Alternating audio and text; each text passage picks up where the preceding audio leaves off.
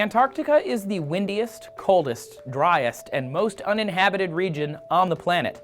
With 98% of the continent covered in miles-thick ice and limited resources, Antarctica is easily the most naturally inhospitable place on Earth. Still, that barren ice cape covers 1/10 of the world's land. And as we know, most countries aren't super willing to let unclaimed land stay unclaimed. Currently, 51 countries have joint international control over Antarctica, with 7 claiming overlapping jurisdictions over certain portions. So who exactly controls Antarctica? Well, back when there was still unexplored land ready for the taking in the world, in order to control a territory, you usually had to be an Aboriginal inhabitant, a powerful occupying force, or at the very least, the first person to show up. In Antarctica's case, there are no indigenous peoples, nor even an occupying force. And even today, there is no permanent human population. So it's hard to argue that any one dominant nation controls the continent. Throughout the 19th and early 20th centuries, a number of expeditions to Antarctica led to many surrounding islands and bays being claimed by different countries. The first was the United Kingdom, which attempted to lay claim to most of the continent.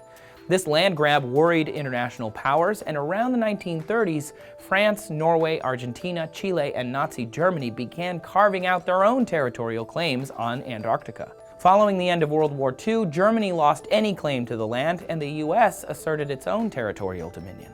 By 1959, following a period of scientific frenzy on the continent, 12 countries signed the Antarctic Treaty, establishing the area as a condominium. Not like the type of housing. It means that multiple countries mutually agree to have equal sovereignty over a territory. Although technically all the previous territorial claims are still in effect. Since then, a few dozen more countries have joined onto the Antarctic Treaty. So who owns Antarctica? Well, in short, no one and everyone. The Antarctic Treaty establishes the continent as a scientific preserve only to be used for peaceful scientific purposes. That means no military activity or nuclear testing and free sharing of any scientific discoveries. Plus, there's an environmental moratorium on mining and drilling until at least 2048.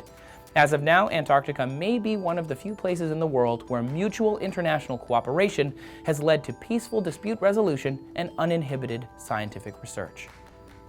Things are equally complicated on the opposite side of our planet too, and the debate over the North Pole gets a lot more messy. To learn why, check out our video here.